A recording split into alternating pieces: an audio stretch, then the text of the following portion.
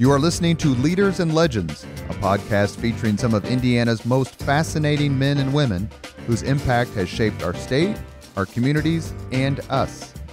Join us as we discuss their imprint on our history. Leaders and Legends is brought to you by Veteran Strategies Incorporated, your local veteran business enterprise specializing in public relations, media relations, public outreach, crisis communications, and digital photography. My name is Robert Vane, Principal of Veteran Strategies, former Deputy Chief of Staff to Mayor Greg Ballard, and Communications Director for the Indiana Republican Party. I'm honored to be your host for our discussion. You are listening to Leaders and Legends presented by Veteran Strategies and sponsored by the Girl Scouts of Central Indiana. Today, our guest is former IU basketball star and Mr. Basketball for the state of Indiana in 1998, Tom Coverdale. Thank you very much, Tom, for joining us. Thank you, Robert. Thanks for having me. Well, we're having you on specifically to talk not only about IU basketball and your experiences with Coach Knight and various other things that you've accomplished on the hardwood, but you were, I'm going to call you the best shooter on the team that went to the final game in 2002 when IU eventually lost to Maryland. That incredible run, which included an upset of Duke, who number one seed and the defending national champion. And as most of us in the state of Indiana, unless they're bitter Purdue fans, were cheering your team on, we just simply couldn't believe it was happening. And at one point, Tom had the most famous sprained ankle in the country. And we'll talk about somebody who actually asked you about that, a celebrity, a few months later. Tell us a little bit about your love for basketball, when you started playing. Is it kind of a typical Hoosiers story? You know, it really is. I grew up with two older brothers that were 5 and 7 years older than me. So, you know, I was that annoying little kid that wanted to play with their older brothers, and basically my mom made them let me play with everything they were doing outside. So that's really how I got into athletics, because my family was so into athletics. So growing up, you know, I played football, baseball, basketball, a little bit of soccer, and I really just fell in love with the sport of basketball, and it really just continued to grow and really grew up an Indiana basketball fan. So I was one of those kids that would, you know, throw the remote at the games and watched it with my family, and just, you know, was totally into, you know, the Bob Knight era of Indiana basketball as a child. Were you, I'm guessing you're born in 80? Yeah, 1980. So are you old enough? You're obviously not old enough to remember the 81 team, but the 87 team, I'm sure you were cheering on? Yeah, that was one of my first memories of really just falling in love with the NCAA tournament and IU basketball. So in 1987, IU won the national championship, I think 74-73 over Syracuse, and featured an All-American, an all-time Hoosier basketball hero, Steve Alford. Did you find him an inspiration or an idol? I mean, you're about the same height, could both stroke it, you know, both played in the backcourt. Yeah, it really started with him, but at that point I was only 7 years old, so it was really just the team and just falling in love with Indiana basketball. I would say in the early 90s, when I got closer to 11 and 12 years old, the teams of Damon Bailey, Calbert Chaney, and that whole group is really what set it over the edge, and I knew, you know, my ultimate dream was to be able to play at Indiana. At Noblesville, was it considered much of a basketball school? I mean, you've got kind of traditionally great basketball high schools, Marion and Carmel, and, you know, various other ones. Cathedrals had good runs, and back in the day it was Anderson and those sorts of places. What did you do in terms of Noblesville high school basketball? What was that like? I would say growing up, you know, a lot of my idols were high school basketball players, because when you're a younger kid, and especially back in those days, I would consider Noblesville a basketball town. You know, I think the last regional championship before I got there was 1963, but you got to remember, this is when every time they won sectional, they'd go to the Anderson regional. So, and Anderson had some real powerhouses, and they were unbelievable growing up. So I remember, you know, the names of, like, you know, Larry Simmons, Scott Hafner, Tony Etchison, that all were great players at Noblesville and had a lot of great teams. And then, of course, my brother played as well. So going to every single game You grew up in that atmosphere, and the first dream is to be able to play at the high school level and be on that court that you grew up watching those guys play. And this is pre-class basketball. So your point about the Anderson regional. Yes, yeah. The class basketball deal is kind of a sore subject for me. The first year that they went to class basketball was my senior year.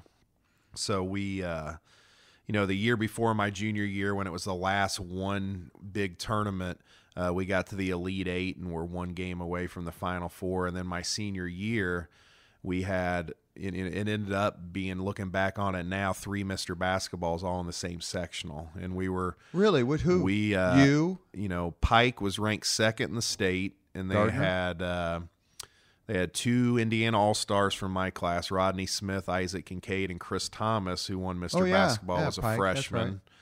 I think we were ranked 5th, and North Central with Jason Gardner was ranked 7th, and we drew Pike the first game, lost by 2 points, and the career was over. So, as someone who wants to walk in front of a train when I lose an internet chess game,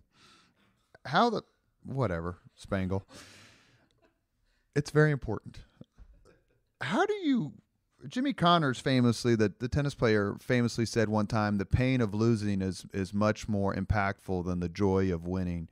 How do you handle those close games? We'll get to the championship game later, which I know you were still recovering from your injury, but how do you handle those sorts of losses when you're playing at the penultimate games at whatever level you're playing in? I think that's the hardest thing when you're in a competitive environment, but I think the good teams and the good players do it a certain way and harness that frustration and energy into effort the next following days and weeks and months going forward. So that's what I always tried to do, and I think I learned that at a young age when I got beat a lot by brothers that were 5 and 7 years older than me. I remember, playing with them all the time and getting pushed into the goalpost and getting hurt and stuff like that. But, if you grow up in that kind of environment and with all boys and you really have nothing to do but shake it off and keep going. But, definitely high school and college losses when you get into that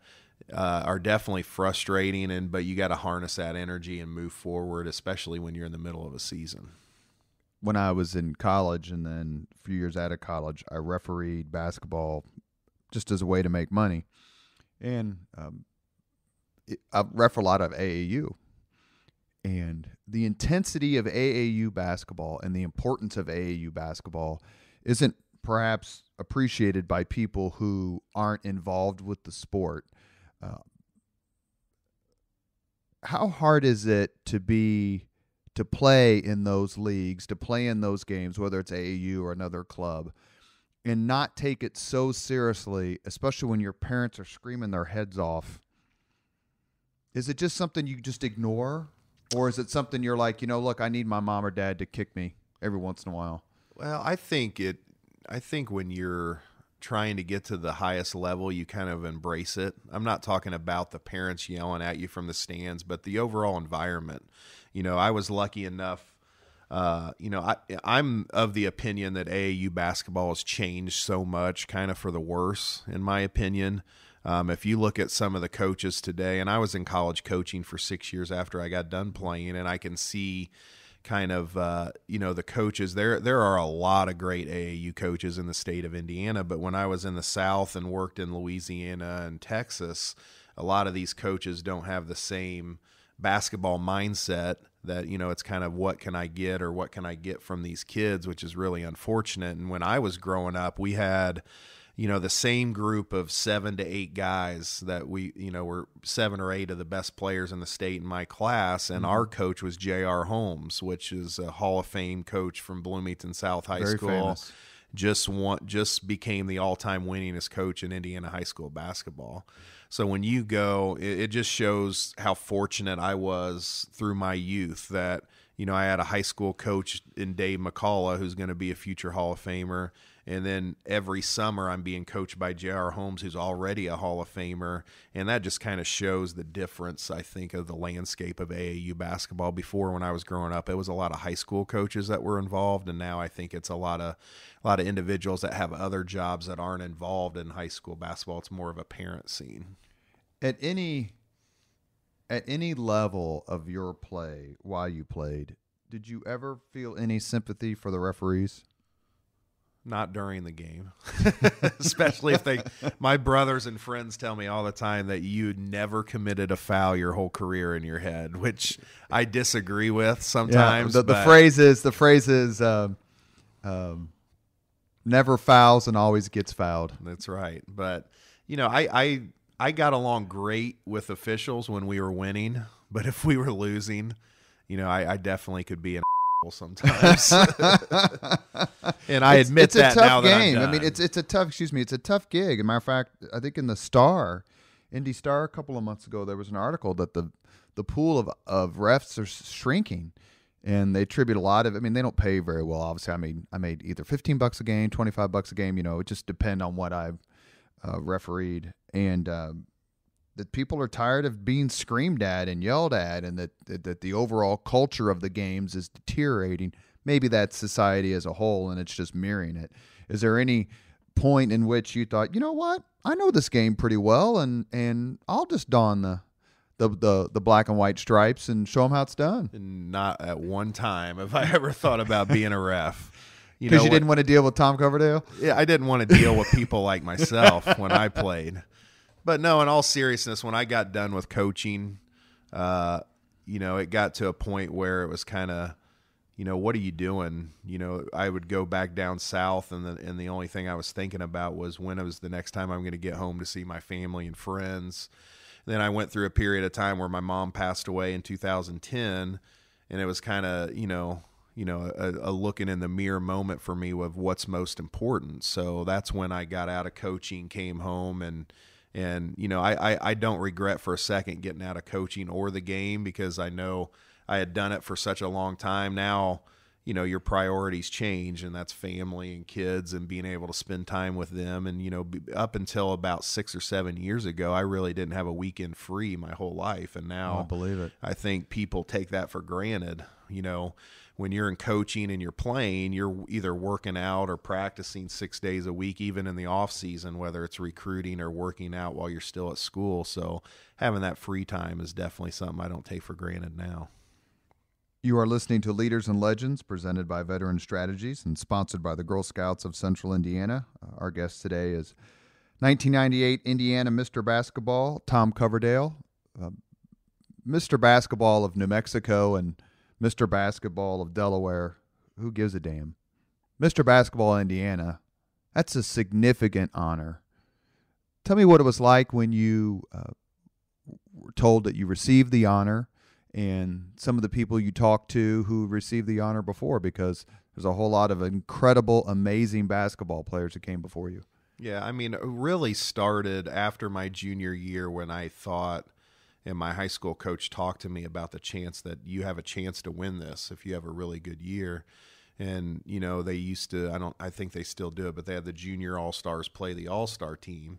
And I was picked, they had a core 6 that went north and south, and then they picked 6 players in the south and 6 players in the north, and that's how they made the 12-man roster.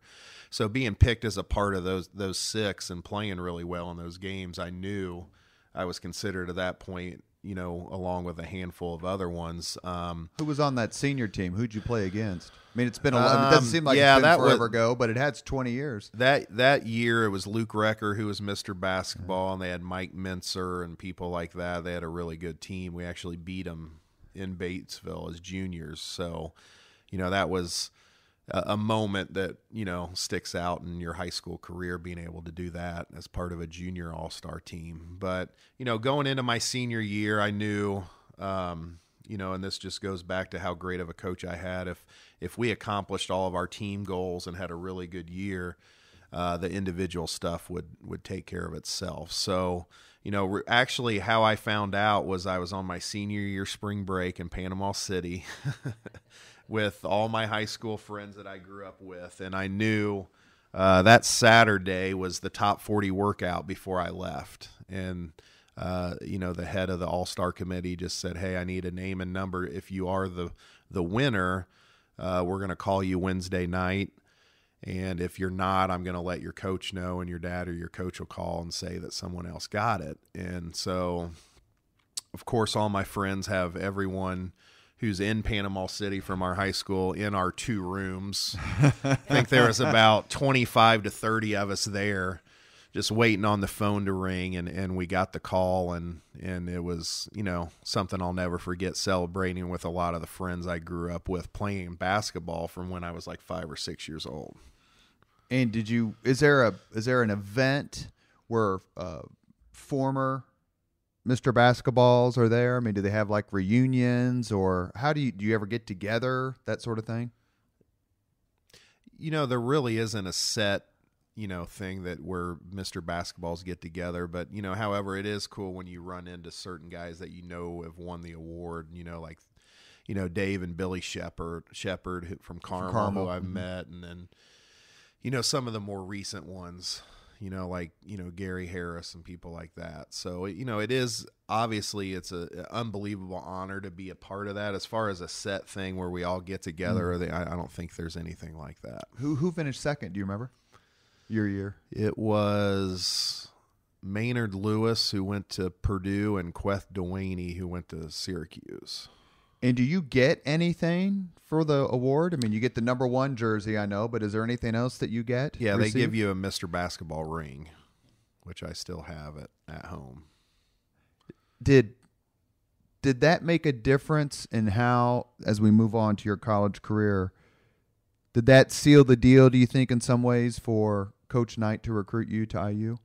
No, I got offered from Indiana after my junior year. So I had committed to Indiana the summer before my senior year. So it was already set that I was going there before that award came out. One of the things that people seem to be critical lately of IU basketball is their inability to recruit and retain Mr. Basketballs from the state of Indiana. Do you see, I mean, Romeo obviously is a exception. I think maybe Cody Zeller was the last one before then. How important is it for IU to retain what is a disproportionate amount of in-state talent when it comes to basketball? I think it's getting better over the last couple of years. I think it is very important, and one of the biggest reasons why I think it is because if you grow up in Indiana, and I know it's a little different these days because kids grow up loving all different types of colleges, whether it's close to home or not. But I do think if you still get that Indiana kid that has that love for the game and love for basketball, it does help your team. And I think for 2 reasons. After being around the country, I think that Indiana high school basketball coaches are second to none, and I'd put them up against any state. So I think Indiana kids are more coached better than a lot of other kids from around the country. Doesn't have anything to do with talent, but just a basketball IQ and coached. And then secondly, it's a burning desire to know what Indiana fans are about and how much they love basketball. And I think when that's ingrained into you, you have a certain pride when you take the floor and wear that jersey and just don't take it for granted if you're an out-of-state kid. Now, obviously, out-of-state kids throughout the years, can have that same pride. It's not that it's just only Indiana kids can have that. I think Oladipo had that and some other kids that come through Buckner. The program. But I do think it helps. And I think over the last couple of years, if you've seen when you get kids like Fennessy and Romeo Langford, and then you've got the Jackson kid from Center Grove, who are all going to Indiana, I think it's heading in the right direction as far as recruiting the state of Indiana. And to your point you made just a few minutes ago, perhaps not you, but an Alford or maybe even Bailey's era or in between, you didn't have the ability to watch 500 basketball games a week. I'm 51 years old. I grew up and it was Chuck Marlowe and whomever else and the Bob Knight Show, and you saw the IU games, and hell, Channel 4 used to televise the scrimmages. That's how big it was. People probably don't understand that because now, like, last night you were watching Belmont, or you can see any of these games you want either on demand or through. So you can get more attached to, say, a school that you wouldn't have thought of. I don't know how many kids left Indiana to go to Kansas, let's say in the late 70s or mid 80s. But now you see those teams and you can fall in love with them or fall in love with that program. Yeah, I think it's a snowball effect too. I mean, we grew up with Indiana in Final Fours and winning national championships, and the lady mopping the floor during the pregame. Singing. Exactly. Mm-hmm. Where these kids, our team was the last Final Four team, and that was 2002, and we're in 2019. So I think whenever you have, a lack of tournament success. I mean, we've had some, but at Indiana, you really don't judge success off of Sweet 16s, let's be honest. Exactly. So when you have that lack of kids, just haven't grown up with the Indiana winning ways that we did as children. So I think that's why it's so important and so much harder now to get over that edge, and that snowball effect is just continuing to roll and roll. And when you don't win and have success in the tournament and younger kids can't see that, it's even harder year after year to get over that hump. Did you get recruited at all by Gene Cady? I did, but I didn't get offered a scholarship. So it came down to me and Maynard Lewis, and they offered Maynard Lewis over me. And that's when the recruiting with Purdue stopped. But I did go to a couple games when I was freshman and sophomore in high school. Do you remember your record against Purdue? Not exactly. I think I lost maybe once. But that was during that was during some of their down years. Win still, we don't care as long as you beat Purdue. Exactly. It doesn't really matter. Before you went to IU to play for Coach Knight, did you read A Season on the Brink?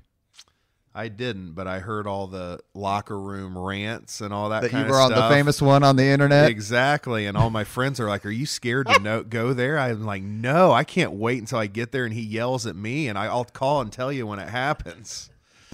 We can't repeat the famous locker room rant, which I believe was after the freshman year of the Cheney and Greg and Pat Graham class, where Knight it's like 45 seconds long, but you'd think it was 4 hours long. I haven't heard that many F words since basic training, actually, would probably be the last time. Was any of that intimidating? You said you couldn't wait to go there, but Knight's reputation as a brilliant coach, a successful coach, was certainly part and parcel fighting with his reputation of being basically a psycho. I can't think of another word it's just a temperamental nutcase. Well, I think intimidation probably wouldn't be the right word, because you knew, and growing up in that era is so much different than now, in my opinion. I mean, my dad yelled at me all the time growing up playing basketball at a young age, and that's just kind of how you got motivated. The thing I will say about Coach Knight is what a lot of people don't realize is the guy is 6'5", like 290 or whatever. So, and he had one of those voices that when he yelled and he's in a locker room or a room and it's just you, he had one of those voices that not only was louder than anything you've ever heard in your life, but it scared the hell out of you. But I think, if you go there and you play, it's not really an intimidation factor, because certain days he's going to yell at you and motivate you and try to get the most out of you. But deep down, I think, some people can be motivated by that and some people can't. And that's why he recruited the way he did. He recruited kids that he felt like could handle tough coaching. What was it like the first time he walked into your living room? Because he's a very big man. Yeah. Well, he actually never walked into the living room. He never came to visit you in your home? No, because the first time I talked to him, he knew I wanted to come to Indiana, so I think he didn't have to recruit me that hard. But one of my favorite stories is, I'll never forget this. The first time they invited me to come down to Bloomington for a game, it was me and my parents, and the assistant coach was like, all right, Tom, if we win, come down, I'll talk to you. You probably won't go in the locker room and see Coach if we lose. Which I thought was, get in your car. I hope they win. So they won the game. Luckily, we went down there. They took me and my dad in the locker room, and they had my mom meet us in a lounge somewhere. And when we got to the lounge, it was just, first me and my dad getting to go into the locker room and seeing that for the first time was a great experience. But then getting in there, it was me and my dad and my parents and the assistant coaches just talking, waiting on Coach to get there. And he kind of walked in, and that was the first time I had seen him up close and had a conversation with him. And, the shock of how big he was and seeing him on TV your whole life, you are kind of starstruck as a, 14 or 15-year-old kid. But, I'll never forget the first thing he said. He said, "Well, son, you think you want to come here?" And I said, "Yeah, I think so." And I thought that was a good answer at the time. But he said, "Son, you think so?" He goes, "I'm not going to effing beg you to come here. Do you want to come here or not?" And I said, "Yes, sir, I do." And, of course, my parents, being Indiana fans or whatever, they thought it was great. I think he knew our whole family was Indiana fans and he could talk that way. But it's just a funny story that me and my parents got to share together and talked about the rest of our lives, our first conversation. And he wasn't offering a scholarship then, but he was just saying, you keep doing everything you're doing. You're doing an unbelievable job at it, as a freshman and sophomore in high school, and keep it up, and you may have a chance to play here. After high school, you went to prep school, and you correct me if I'm wrong on this. So you landed at IU. You played 1 year for Knight. Is that correct? Yeah. So when Coach Knight offered me the scholarship, he had sent his son, Pat Knight, and a couple other players to New Hampton Prep in New Hampshire. And what this is they have 6 scholarships per location, and that league is unbelievable. So each team had at least 6 or 7 Division I basketball players. So it's not your normal high school league. But the reason he won, he said, we have Michael Lewis, A.J. Guyton, and Luke Jimenez, who are all going to be juniors. And you've never played point guard before. You're in high school. I was coming off screens. Yeah, I'd bring it up occasionally, but I want you to go there, play against this competition night in, night out, and that'll space it out. So when you come in as freshmen, Lewis and Guyton and all those guys will be seniors. And so that year in my development, being able to play point guard against some unbelievable. Caron Butler was in that league, DeMar Johnson, Avery Queen, who played at Michigan. Couple guys that played at Pitt. Unbelievable league to play in, and being able to play in that league and in that competition and have success, I think really propelled me and got me to a point where, it helped my career at Indiana immensely. You're listening to Leaders and Legends, presented by Veteran Strategies and sponsored by the Girl Scouts of Central Indiana. Our guest today is Tom Coverdale, Indiana Mr. Basketball 1998, point guard on the 2002 Final Four and title game team. The year you played for Knight, what was that like? Was it what you expected, or was it better or worse? Well, it was worse for me, not from a Knight perspective, but I didn't get to play a lot, which was the first time in my career. I played 40 minutes the whole year and was just really a backup, but it was definitely one of the biggest learning experiences of my life. And people ask me all the time, and I've heard this said, you were in Knight's doghouse so bad, that was the only year I got to play for him, and I really didn't even play. He got let go the next year, but the bottom line was I wasn't in his doghouse. I just wasn't good enough. And that's the fact. I couldn't guard anybody as a freshman. And you're playing behind Guyton and Lewis still, and Guyton was either Big Ten Player of the Year or darn close. So, anytime you're in that situation, I just knew, I just took it upon myself. I knew I could score. I knew I was good enough offensively to play in the Big Ten. But I just took it upon myself. Every day in practice, I guarded A.J. Guyton and Michael Lewis almost every possession. And Guyton was an All-American that year. So the first 2 months of the year, he's just bucket after bucket after bucket, which can be kind of demoralizing. But by the end of the year, I felt like I was, having some really good defensive possessions against guys like that and against guys like Michael Lewis, who was the all-time assist leader at Indiana at the time. So, that room for growth really propelled my career. And then that summer, going into my sophomore year, even before Coach Knight was fired, was probably the best off season I've ever had in my career. So going into that summer, we had started workouts, and I knew I had a really good chance to be the starting point guard, and I knew I was definitely going to be in the rotation.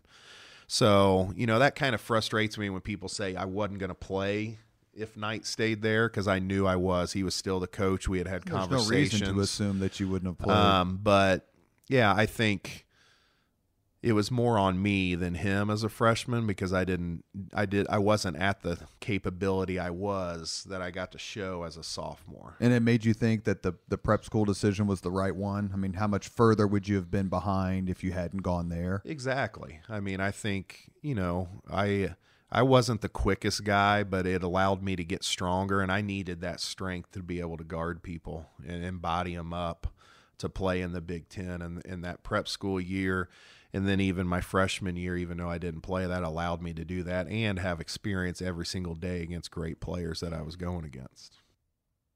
The firing of Coach Knight, for folks who were not around or were not paying attention, was a seismic event in this state as anything that I can think of.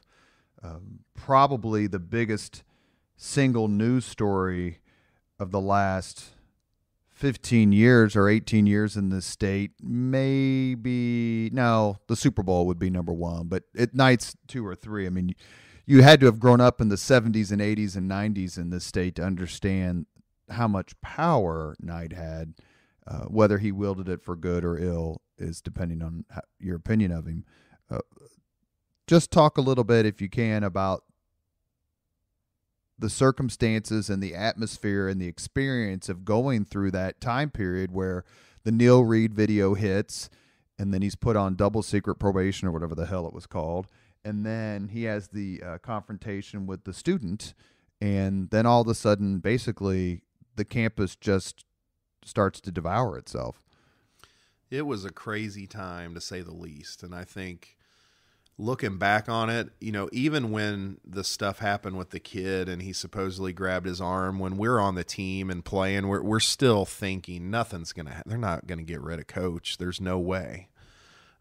Because he was kind of, in quotes, bigger than the university at that time, and anybody that was in Indiana kind of realized that. So until it actually happened, we really didn't believe anything would happen. And then I think we were in shock just like everyone else. So, then all the riots starting on campus, and for the first time we're all together at a house looking at each other, and we don't even have a coach. So then things just started happening so fast. There's the anger of 4 or 5 guys that are saying, I'm definitely transferring. I'm getting out of here. Who else is going? Where do you guys want to go? And I'm sitting there as a freshman that played 40 minutes, and I'm like, where the hell am I going to go? I'm definitely not leaving. I loved Coach Knight and wanted to play for him, but I grew up an Indiana fan as well. And after not playing your freshman year, there's no way. I could have probably left and went to a mid-major or another school, but nothing at the caliber of Indiana. So there's never once I thought about leaving. So you had that aspect of it, and then you had, okay, who's going to be the next coach? We're so close to the season. September, as I recall. Yeah, right? Is it going to be? They're not going to bring in someone from the outside, so then you start having conversations with the assistant coaches, and you had Coach Davis and Coach Treelord, who Coach Treelord had been a head coach before, and that's who I was really close with at the time. And I think not everybody would have stayed together on that team if it wasn't for what Coach Treelord did. And basically what he did is he took a step back and he said, Coach Davis, let's push for you to be the head coach. I want to stay with you. I don't want to be the head coach, but I want to stay here and make sure all these kids stay together because we could have a really good team. And for him as a man to step up and do that, I mean, here you are your whole career. He probably should have been the front runner to be that coach and that job, but to push it to Mike Davis like he did, I think is what kind of brought groups together. So, and then, going from that, it was, You also had some real talent coming in, as I believe that was Jared Jeffries' freshman year. Exactly. I think he was Mr. Basketball, was recruited by everybody to come including Duke and all the big schools. He ended up choosing IU. He went to high school in Bloomington. So as I recall, that's one of the things that Knight said publicly. He lamented the fact that he recruited Jeffries, but he never got a chance to coach him. Yeah. So you had some real talent coming in for that year.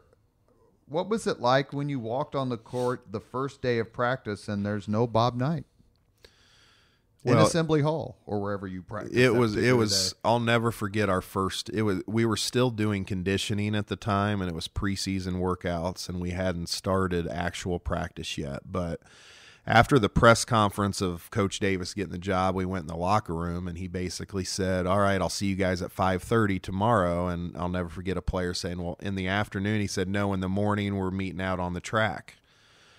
So we get out there at 5:30, and by far it was probably the hardest conditioning workout I did in my whole career at Indiana.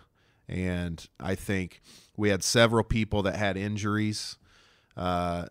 Half the team was puking, and and I'll never forget, we had, I think it was only 7 people that finished the workout, and looking back on that, it was our starting 5 that went to the Final Four. It was Jeff Newton, and then it was a walk-on named Ryan Tapak, who was from Perry Meridian, who was just tough as nails. And I think that kind of set the tone of that group going through everything together. And just kind of showed the mental toughness we had. But he was setting a tone to the fact of, yeah, coach is gone, but the way you're going to work and compete and play is not going to change. So I think that was a defining moment on the first day of conditioning right after that press conference. Mike Davis's first year as coach, I actually went to 2 or 3 games. But the one game I didn't go to, which I wish I would have gone to, is the one against Michigan State. Talk about that game a little bit, where, if memory serves, Kirk Haston strokes it as the clock winds down to 0. Michigan State was number 1. What was it like to play in that game, in a game like that? It was, I've told this story before, but it is a funny story. It went from the most excited I've ever been in my life up until that point to the most terrified I've ever been. And let me explain why. So we obviously run that play. Haston hits an unbelievable shot, hits a 3 at the buzzer. We win by 1. So he's sprinting down to the other end of the court, and I'm the first player to get to him. And we both jump in the air, and we kind of tackle each other, and we both fall to the floor. So we're literally both on the ground, on our sides, basically face-to-face looking at each other, screaming like in excitement. Well, the next thing you know, the whole team jumps on top of us, and then they stormed the floor. And I think the whole student section was on top of the team at this point, and we're at the bottom. And the only thing we can see is it's pitch black, and we can still kind of see each other's faces. And I literally could not breathe for probably close to 1 minute and 15 seconds, if I had to guess. It seemed like an hour and a half. And luckily, we had an assistant coach named Ben McDonald, who's about 6'5". Yeah, he's a big guy. 2% body fat, and probably weighed 240. And the next thing I saw, I swear it was right before I was getting ready to pass out, and he's just throwing kids off of the pile. And we jumped up, and me and Haston kind of looked at each other and took the biggest breath. And then we just started hugging everybody like it never even happened because we were so excited. But that is what I remember from that game. But again, that was the first time I was a part of a game where we beat a team like that and actually was on the floor and playing. So that's a moment I'll remember for the rest of my career. And it may be safe to say that game, that win against what was a dominant Michigan State team, may have allowed Coach Mike Davis to stay another year or get the contract that he ended up getting. When you started the 2001-2002 season, did you think you had the talent to win the Big Ten championship, which you ended up sharing, and have the talent to go deep in the NCAA tournament? I think we did because if you remember correct, my sophomore year, we were a 4 seed in the tournament and had a really good, end of the year. So we got to the Big Ten championship game in the Big Ten tournament. So going into that year, even though we had lost Kirk Hayes into the NBA, we knew Jeffries was going to be even better as a sophomore. We had almost everyone else returning. So we knew we could be good, but the beginning of the year didn't turn out that way. We started out 7-5, and I'll never forget me and Jared Odell having a conversation. And at that point, I forget exactly how many years it was, but the big thing at Indiana is we've been to 17 or 18 consecutive NCAA tournaments. And we lost to Butler at Bankers Life Fieldhouse, and we were 7-5 going before we went to conference. And we looked at each other and we were like, we cannot be the first team to break that streak and not go to the tournament. So I think, again, it goes back to everything we had been through with the night firing and all the conditioning and everything we had gone through. And from that point on, we really became a different team when Big Ten started, and Jared Odell ended up coming into the starting lineup, and he was kind of that stability defensively that we needed. He wasn't the best scorer in the world. He could when he needed to, but talk about a defensive player that was just in the right position at the right time that allowed us to be more aggressive on the perimeter, I think was a big factor. But then when you get into the Big Ten season and we started beating teams and we were right there to win the championship and ended up winning the championship, I think in the middle of that year is when we knew we could compete with anybody. We just got off to a rough start at the beginning of the year. Correct me if my memory's failing, but my favorite game of the Big Ten season was at Assembly Hall, where you all absolutely lit up Illinois, where I don't know how many threes you guys stroked, but it was an incredible number, and everyone was hot. What's it like when because Illinois, they act like they win all the time, and they hardly ever win, but they're starting kind of a good run for their program, and you guys, it was like 88-52, or I mean, it was just a colossal beatdown. What's it like when you're hot, for lack of a better term, and everyone's hitting it? It's a really good feeling as a team, but when it's in Assembly Hall, it's the best feeling in the world because anybody that's been to a game there knows, especially a big game. If you look back at those years, Illinois, they were a number 1 seed that year. They were really good. They had, Frankie Williams, a Big Ten player of the year, and a bunch of guys, and Bill Self as the coach. So they were really, really good. I think they were ranked in the top 5 at that point. But the two things I remember about that game is all the threes we hit, and everybody that put one up, it felt like it was going in. And then probably the loudest sound I've ever heard in Assembly Hall, or the loudest ever got with me on the floor, is when Jeff Newton dunked on Lucas Johnson during that game. And it was right at the end of a run. We had hit a couple threes, got another steal, and then he came down and did that. So that was probably the memory that sticks out the most. Talk for just a minute or less, if you can, about Assembly Hall, because Kentucky won't go back there. Roy Williams and North Carolina were there a couple of years ago, and Roy Williams in the press conference goes, "I wish our crowd would get that loud. They only do that against Duke." It really is one of the top 5, at least, if not number 1, home court advantages, atmospheres for college basketball. And you've obviously played in a lot of tough venues. I'm sure going to Mackey's no day at the beach. Just what's it like when Assembly Hall's rocking? When you have a good team, and I've told people this, when you have a good team at Indiana and it's a big game at Indiana and the crowd's behind you and you go on a run, you feel like no one can beat you. And that's kind of the feeling we had, when I was in college, and if you were at home, and I think this was the same way in the 90s and definitely in the 70s and 80s when they were really, really good. But if you're up 4 or 5 points at halftime at home, you feel like, okay, they've hung with us for a half, but if we hit a couple shots, this place is going to get so loud.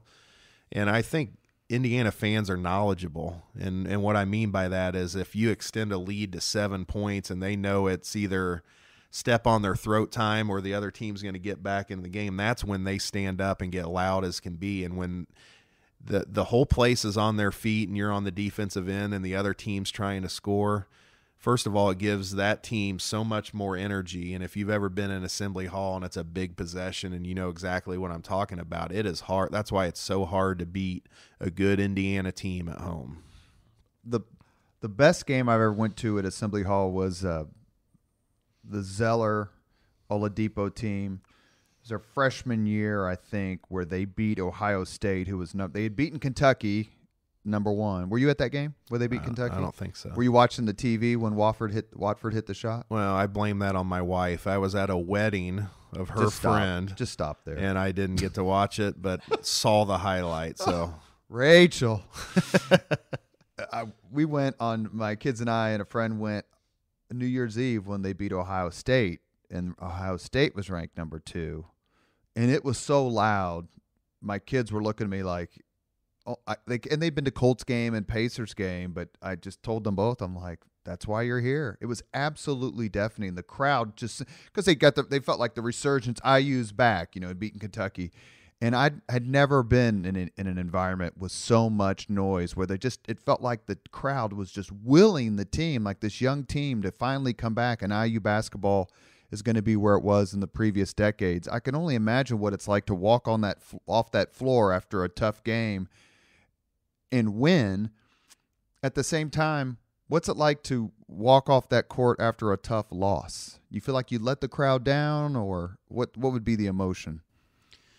I think walking off that court after a big win is probably what I miss the most about college athletics, just because, it starts back of growing up wanting to play there and then having the opportunity to actually do it, just being so blessed to do that. But then being fortunate enough on top of that to be a part of a really good team and win games like that and experience that is what I miss the most, just because Assembly Hall is such an amazing place. And like you talked about, if you've ever been in the environment where it's that loud and that exciting, it's something that you're going to miss the rest of your life. And then on the other side, as a loss, at that point in our career, it was, like I'll take for instance, it was the game that cost us the outright Big Ten championship. We lost to Wisconsin at home, and Jeffries didn't play because he hurt his ankle the game before, and we lost that game at home by 2 points. And walking off that floor, it's disappointing as a player too.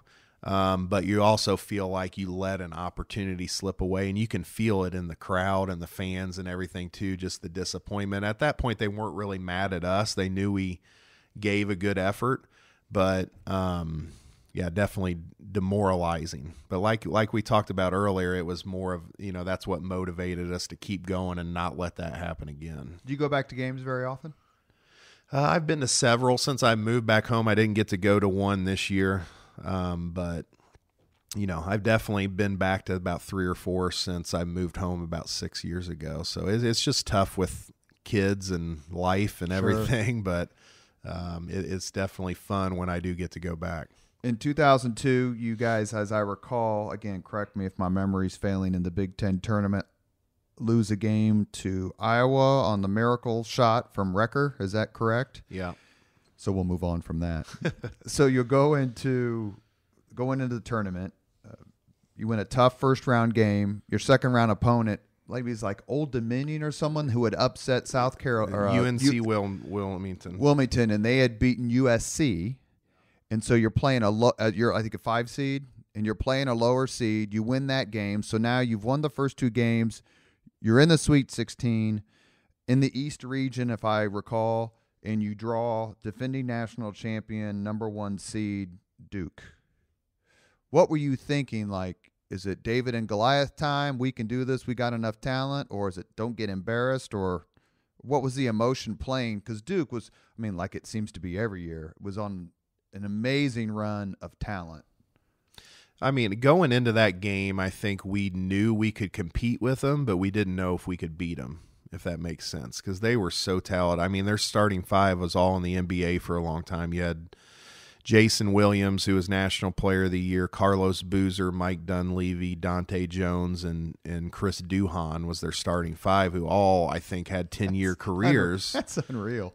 And then So going into the game was, I mean, you're excited. You're in the Sweet 16. When you win two tournament games, you feel like you can beat anybody, but Duke hadn't lost in like a month and a half. So going into that game, you know, we got down 17 points, and we were like, man, these guys are really good. People forget that in the first half, they were blowing you away. Yeah, they were hitting a bunch of shots, and I was frustrated. I got in foul trouble. I only got to play, I think, 3 or 4 minutes in the first half, it seemed like. And then going into the second half, we knew, hey, we got it down around 13, 12 points. If we could just get it under 10 and keep pushing away. And I think we just played as hard as we could those first 6 to 8 minutes, and we just kept getting loose ball after loose ball and making play after play. And then, you know, it was about 70% IU fans, and it felt like a home game when it got to the middle of the second half. And, you know, if you're ever in a NCAA tournament environment and the lower seed starts making a run, it is like a home game for that lower seed. And that's a great point. And the momentum just kept going and going and going. It didn't matter how much talent they had.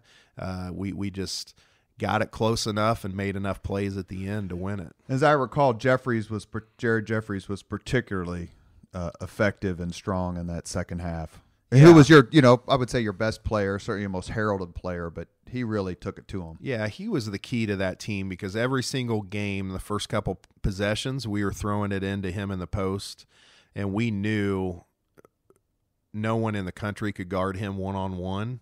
So we would throw it into him, see how teams guarded him. A lot of teams would double, and then he would kick it out every single time, and we had shooters all around him. And he was heavily recruited by Duke. It came down to Indiana and Duke, and he picked Indiana. So when we threw it into him, they weren't doubling him. They thought they could handle him one-on-one, and I think he ended up with 26, 28 points, something like that. So forgive me for bringing this up. So we don't want you to feel like you're back at the Hanoi Hilton, but we got to ask. You're up 4. Duke has the ball. Play great defense for 99% of the Duke possession. Jason Williams, who was, I think, the number 2 pick in the draft that year, squares up, shoots a 3, gets fouled by Dane Fife, and the ball goes in. So take me through the time after the foul took place and before the free throw was shot. It went from excitement to like we just won this game to hearing that whistle, seeing it go in. And if you've ever been yelled at by your parent and you get that big lump in your throat and you can't swallow, that's exactly what I got. And it immediately sunk to your stomach. But then at that point I was like, you know what? I remembered he wasn't a great free throw shooter. I went straight up to Jeffries and I said, look, if he makes this, get it out really quick, and I'm going to be standing past the free throw line and just throw it to me because there were still about 3 or 4 seconds left. And I think that's what probably caused Jeffries to just stand there and let Boozer get the rebound, which is probably my fault. I was going to ask you about that, but I remember watching it, and I remember watching it in my living room, and by then I'm assuming, you know, anyone who watches sports was tuned into the game for various reasons. I felt so sorry for Dane Fife, who was a remarkable player. The IU fans loved him. He was Mr. Basketball in Michigan, as I recall, but comes down to IU to play for Knight and was such a fan favorite. And I just kept thinking, oh my God, not this kid. Don't become the Bill Buckner of IU basketball. So was it, I'm going to kill you, or I'm going to put my arms around you, or you're going to walk home? What was some of the emotion, you know, in between the foul? I did not feel sorry for him at all at the time. I wanted to kill him. And I think Jared Jeffries later said he was going to lock the locker room door and just beat the hell out of him if we lost that game. And I've told Dane a couple times, like, do you realize how lucky you are? Because if we lost that game, as close as we were, he might have been the Buckner and a guy that would have been, you know, an Indiana, you know, punchline for years to come. Luckily, it didn't come to that. But again, that's just Dane, the way he played. He had a motor about him that just never shut off as far as playing hard. He jumped at a guy and contested a shot when he never should have, but he was trained in his mind to always do that. And luckily it didn't affect us. So Jay Williams goes up. She was not a good free throw shooter, to your point. He goes up. He misses the free throw. The ball, to your point about Jeffries, basically just falls into the hands of this brute, for lack of a better term, Carlos Boozer, who was just this massive kid, 6'9", like 270. The ball falls right to him, right underneath the basket, and he bricks this crib. What are you thinking when you see Boozer get the ball and go back up to shoot it? Because then they would have won. It's not Jay Williams shooting free throws to tie to go to overtime. It's Duke winning by one potentially on Boozer's missed shot. Is it just sheer horror? It was. I mean, it all happened so fast, and it was so loud in that place that I couldn't.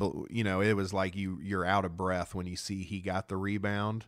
But then in the next split second, he had already missed it, and then we were just like, what just happened? And Newton snatched that rebound with two hands. We were just running up and down. I don't think anybody knew what we were doing, just celebrating. And it was about a range of emotions in a split, about 5 to 10 seconds. Forgive me, but am I correct in remembering that Davis didn't shake Krzyzewski's hand? Like he ran out to be with the players and he completely forgot? And then Krzyzewski, did he come to your bus or your locker room? Yeah, he did. Davis just ran straight on the court and started celebrating with us. But, something I'll always remember is we get done with showers and all that. We're on our bus, and it's underneath, we're parked in like the underneath, the basement of the arena. And I don't know why they do this, but literally the Duke bus is right next to us, and you can look in and see their whole team. Like we're literally probably 5 feet away from them. So we're trying not to be just complete jerks and be celebrating, but we're so excited. They're all sitting in there, and we're just kind of looking like, look at all that talent sitting over there. Can you believe we just beat them? Hundreds of millions of dollars in pro money. Yeah. Yeah. They got the last laugh with their bank accounts, but at that moment, we felt like we were better basketball players. Because Jeffries was the only first-round pick from that team. Yeah, he's the only one that ever played in the NBA on that team. And people forget that Krzyzewski coached at IU. He was an assistant coach for Knight in the 74-75 team. They went 31-1 and then lost to Kentucky in the regional final due to Scott May's broken arm. Yeah. So he must have some residual affection for IU. I think that's come out in subsequent times when he's brought his team to Bloomington. What did he say when he came on the bus? So we're sitting there, and he just stepped on the front of the bus, and it got real quiet because, all the respect that everybody has for the man, and he just said, hey, I just wanted to tell you guys firsthand, congratulations. You guys are by far the toughest team we played all year, and I'll be rooting for you. Good luck. And he just walked off the bus. And we all just kind of looked at each other. And that was a lot of class. Because when you lose a game like that and you're favored to win the whole tournament, for him to take the time to do that, I thought was pretty incredible. Especially considering that school had fired his mentor and former coach, Bob Knight. So that gets you into the Elite Eight, and we'll kind of wrap up here quickly. You win the next 2 games. You beat Oklahoma in the Final Four. And Kent State in the regional final. Eight. Kent State. As I recall, the Oklahoma game, was that the game where you guys came out stroking it again? Or was that more Kent State? One of the 2 games you guys came out and just made like 10 3-pointers in a row. Yeah, that was the beginning of the Kent State. Okay. And I think that was the perfect team to play after beating Duke, because that's the team that beat us in the first round of the tournament the year before when we were a 4 seed. So it was easy to get up for that game when they had knocked you out of the tournament. But that was a really good team. They had really good guards, and then obviously Antonio Gates, who ended up being Hall of Fame football player. But it was definitely the perfect team to play in that moment. So you get to the Final Four. No one predicts you're going to be there. Cinderella story, to quote Caddyshack. It's got to be big for Coach Davis, his second year, replacing the legend Bob Knight. What was it like to play in the Final Four? It, from just an atmosphere and a media standpoint, I tell people it's taking the NCAA tournament or a Sweet 16 game times 100, just because you have so many different emotions going through. It's it's a pride that you're playing for your family and friends that are watching you that helped you get to that point, but it's also an excitement knowing that you grew up dreaming of playing there. I mean, every kid who plays basketball watches the Final Four in the championship game every single year. So just getting to that point and just focusing, but I also think you're so focused on the game, and this is another thing, I forget which teammate said it to me, but it kind of sums it up, is, you know, we won against Oklahoma and we came back out and we're watching the second game for, you know, 5 to 10 minutes before we go back to the hotel, and somebody looked up and goes, man, were there this many people in here during our game? Because you're so wrapped up in the game and thinking about what you got to do, what plays are called or whatever. Yeah, the crowd is unbelievable, and it's the highest point of college basketball, but you're also focusing on what you need to do. So I thought that was a funny point, and it kind of gets you through the mindset of a player during that time, that you really are trying to block out everything you can around you. At what point you run up against, and then IU ends up losing to Maryland in the final game, which, I mean, I couldn't even imagine it. But at what point did you go, okay, we're not going to beat these guys? Because it was a 12-point, I think it was 12, it was like 64-52 or something like that. I would say not until the last couple minutes, because we were up by 2 points with 8 minutes to go. So we were right there, and then just for some reason they made the plays down the stretch and we didn't. And throughout that whole tournament, we were the ones making the plays at the end, and we just didn't make the plays down the stretch. But, you know, talk about getting over defeats, and that's one that I've never gotten over. I've never watched the very end of that game, but you always think back, you know, every time it comes up, of 4 or 5 certain plays that you wish you would have done different that you can't take back. But you know, we were just that close to winning a national championship, but we just didn't make the plays down the stretch, and they did. And would it be fair to say that you weren't completely healthy for that game? At one point, for those of you listening who don't remember that particular season, at one point, Tom Coverdale had the most famous sprained ankle in the country. And all of us who've played basketball for years and dealt with that, that's one of the things you can't watch the replay because you know what's coming. Were you 100% healthy for that game? I definitely wasn't 100%, but I was definitely thankful that I got to play, because that whole week we did nothing but ice compression, trying to get all of the swelling out of it. So they literally told me not to put any pressure on it until Friday, and that's when we're going to test it for the first time. So that whole week I was scared to death, thinking I may not get to play. When I finally tested it and they did that, you know, I was just thankful I was able to get to play, because looking back, if I was able to get to a Final Four and then had to sit out, that would have been devastating. Alan Henderson, paging Alan Henderson, God love him. A few months after that, if I have the chronology right, you had a fella come up to you at the Indianapolis Motor Speedway, is that correct? And inquire about your ankle completely and totally out of the blue, just kind of walked up and said, how's your ankle? What's that guy doing now?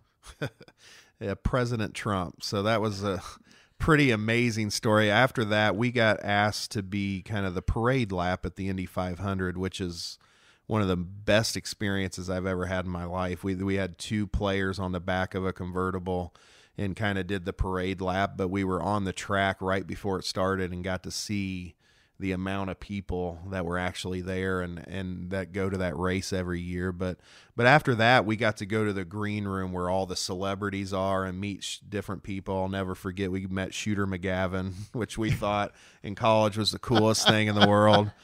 But we were in the top floor, and at that time, Donald Trump just came up to me. He said, hey, how's your ankle doing? I said, it's fine. He goes, well, I liked watching you play, and that was about it. But at the time, it's like he's Donald Trump, the star. You never thought in a million years he'd become president. There's a lot of people still thinking that. We have been blessed to be with Tom Coverdale, former Indiana Mr. Basketball and point guard on IU's 2002 Final Four team. Just real quick before we do the 5 questions, I said you were the best shooter on that team. Were you? Better than Hornsby? At certain moments, but I'd say overall Hornsby was the best shooter. When I was getting ready to shoot, I thought I was the best shooter, though. Does that count? When the ball was passed to you, exactly. You're like... we end every podcast with the same 5 questions. So question number 1, what was your first job? Working the clock and keeping track of fouls at a Sunday basketball league at Noblesville Boys and Girls Club. Was it Alfred said he learned how to count on a basketball scoreboard? That's how he learned. What was your first concert that you paid for? Horde Fest, where they had a bunch of different. It was the first time I talked my parents into letting me go with my brother and all of his friends, and I think this was back in like '93 or something like that. And it will always be Deer Creek to me, so it was Deer Creek. If you could recommend any book for someone to read, which book would you recommend? Extreme Ownership. It's by a guy named Jocko and his partner. They were the leaders of our most celebrated unit in Afghanistan and Iraq, and now they're consultants for business as well. So this whole book is, the first half of each chapter is something they learned during combat and during the war and how they related it to the business world. And it's an amazing book, Extreme Ownership. If you could witness any event in history, be there as it happened. This is going to sound weird, but I would be there the day JFK got shot, because I'm still a big conspiracy theory and I want to know what happened. So you want to be in the school book depository? I want to be there and see if Oswald actually did it. Or would you rather be on the grassy knoll? I would probably have 2 or 3 friends, and we'd have every location scouted out and videotaped, so we would know every single thing that happened. And very quickly, your theory is magic bullet or hidden gunman? I think it was hidden gunman. I don't think that answer will ever be duplicated. No. The future of this podcast. Last question, not including family members, as we call the Greg Ballard rule. If you could have dinner with anyone in the world, whom would you choose? Oh, man, that's a tough question. Couple hours, just chatting. I would probably say Michael Jordan. Did you ever get to meet him? I have not. But just the amount of stories that guy probably has, not even just basketball, but everything outside of basketball he's experienced, I think that would be amazing. Plus his experience with Knight on the Olympic team. For sure. Exactly. Tom, we can't thank you enough. We're going to broadcast this in a couple of weeks as we hit the Final Four. All of us who are IU basketball fans are in awe of your grit and determination and your basketball acumen, and you brought a lot of joy to a lot of people, and we can't thank you enough for your time today, and good luck. And please tell Rachel, and that's Rachel Coverdale of Coverdale Consulting. So if you need any social media or marketing or PR help, please get a hold of Rachel. Thank you very much for your time today. Thanks for having me. It was a good time. Thank you very much for listening to Leaders and Legends, brought to you by Veteran Strategies Incorporated. If you want to contact us about this program or our menu of public relations services, please send us an email at robert@veteranstrategies.com. That's robert@veteranstrategies.com.